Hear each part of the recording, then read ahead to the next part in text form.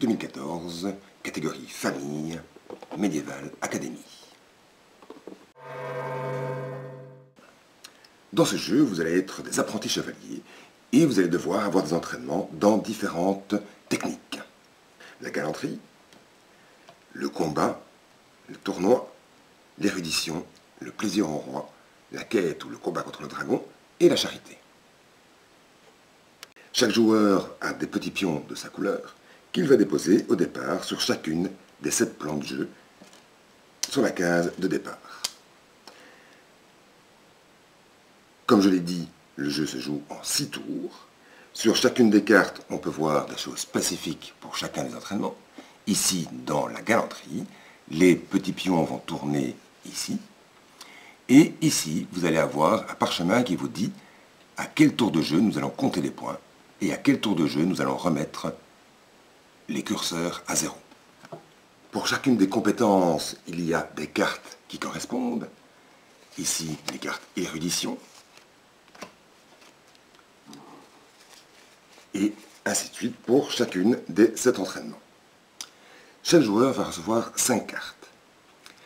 Dans la première phase de ce tour de jeu, nous allons devoir échanger nos cartes. C'est-à-dire que je garde une carte pour moi et je refile mon jeu à mon voisin de gauche, qui fait la même chose. Mon voisin de droite fait la même chose, il choisit une carte, il me donne les 4 autres, et ainsi de suite. On va tourner plusieurs fois afin d'avoir un nouveau jeu de cartes qu'on a pu choisir.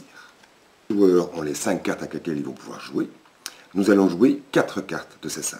La 5e sera toujours défaussée. Le premier joueur qui a l'épée devant lui, ce premier joueur variera à chaque tour de jeu, va pouvoir choisir une carte et la jouer.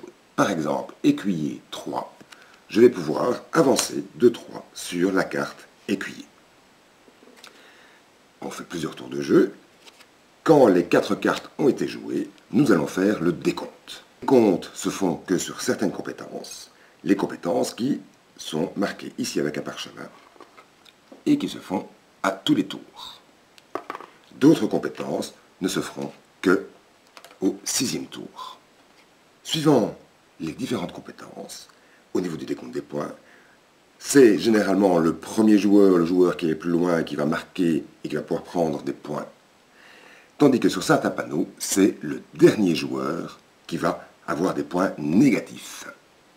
Le premier tour est terminé, nous avançons le curseur ici du petit sablier sur la marque tour, et nous redistribuons des cartes, nous refaisons un échange, et de nouveau, le premier joueur va changer de position, et il va pouvoir déposer une à une les différentes cartes. À la fin du 6e tour, on fait le décompte complet.